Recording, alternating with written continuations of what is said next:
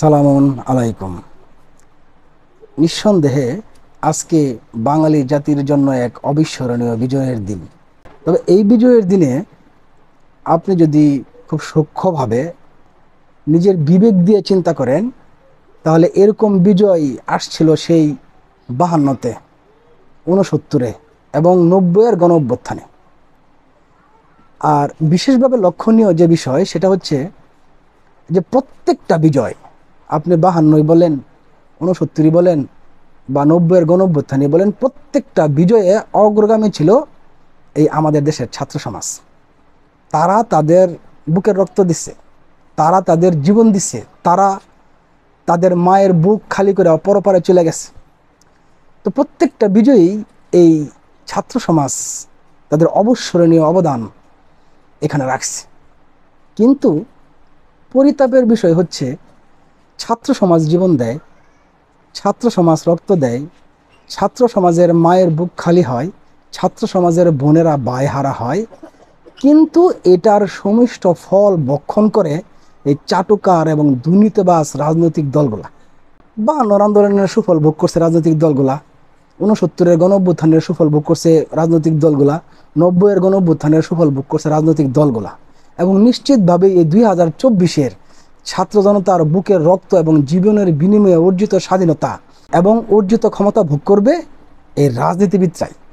জীবন দেওয়ার বেলায় ছাত্র, রক্ত দেওয়ার বেলায় ছাত্র, কিন্তু শাসন ক্ষমতা ভোগ করার বেলায় এই দুর্নীতিবাজ চাটুকার রাজনীতিবিদরা। তো আমার এই সমস্ত কথা বলার উদ্দেশ্য হচ্ছে, এই অবস্থার অবসান ঘটানো উচিত। যেই ছাত্র সমাজ নিজের বুকের রক্ত দিয়া বিজয় অর্জন করে, যেই ছাত্র সমাজ নিজের জীবন দিয়া নতুন স্বাধীনতা আনয়ন করে, সেই ছাত্র সমাজকেও এই দেশের শাসন ব্যবস্থার অংশীদার করতে হবে। এবং সেটা করার জন্য আমার নিজস্ব প্রেডিকশন, আমার নিজস্ব মতামত আমি যেভাবে দিব সেটা হচ্ছে যে, সর্বপ্রথম এই দেশের বর্তমান সংবিধানকে ছুঁড়ে মারতে হবে। সংবিধান বাতিল করে একেবারে সম্পূর্ণ নতুন রূপে একটা সংবিধান প্রণয়ন করতে হবে, এবং সেই সংবিধানে সংরক্ষিত আসনের ক্ষেত্রে কমপক্ষে 10টা সংরক্ষিত আসন রাখতে হবে এই ছাত্র সমাজের জন্য। আর এই সমস্ত সংরক্ষিত আসনে যেন কোনো চিহ্নিত চাটুকার দলবাস এবং রাজনৈতিক দলগুলোর ধ্বজাধারী কোনো ব্যক্তি যেন এই সমস্ত সংরক্ষিত আসনে ঢুকতে না পারে, সেই কারণে এই সমস্ত আসনে নির্বাচন প্রক্রিয়া সুষ্ঠু করতে হবে। একটা সুনির্দিষ্ট গাইডলাইন জারি করতে হবে, যেই গাইডলাইনের মাধ্যমে সাধারণ ছাত্র জনতার মাঝখান থেকে একটা সুষ্ঠু সুন্দর নির্বাচনের মাধ্যমে এই 10 জন সংরক্ষিত আসনের ছাত্র নির্বাচিত হবে। এবং এরা বরাবরই ছাত্রদের সমস্যা, ছাত্রদের উদ্দেশ্য এবং ছাত্রদের লক্ষ্য এবং ছাত্রদের উন্নয়নে কি করণীয়, কি করা লাগবে তারা বক্তব্য রাখবে, এবং দেশের সার্বিক উন্নয়নে তারা ভূমিকা রাখবে। সর্বোপরি এদেশের শাসন ক্ষমতা যেন তারা ভোগ করতে পারে, সেজন্য একটা সমতাপূর্ণ সুযোগের সৃষ্টি করতে হবে।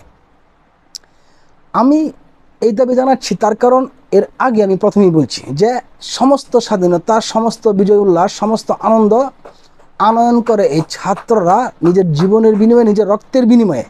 সে কারণেই এদেশের শাসন ব্যবস্থায় ছাত্রদের অন্তর্ভুক্ত করা একটা সময়ের দাবি এবং এটা একটা ন্যায্য দাবি।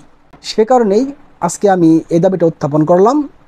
আপনারা যারা দেখছেন তারা যদি মনে করেন যে হ্যাঁ আমার দাবি যৌক্তিক, তাহলে আপনারা আওয়াজ তুলেন, কথা বলেন। এখন সময় খুব নরম আছে, খুব সফট আছে। এখন খুব সহজেই আমরা আমাদের বক্তব্য উপযুক্ত কর্তৃপক্ষের নিকট পৌঁছাতে পারবো এবং আমরা আমাদের উদ্দেশ্য হাসিলও করতে পারবো। এটা সহজ, তেমন কঠিন কিছু না।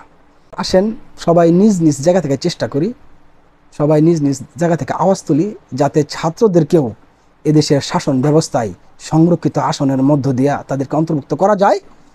সেই ব্যাপারে যেন তারা পদক্ষেপ নেয়, সেই চেষ্টা আমরা অব্যাহত রাখি। এ পর্যন্তই। সবাই ভালো থাকবেন, সুস্থ থাকবেন। আল্লাহ হাফিজ।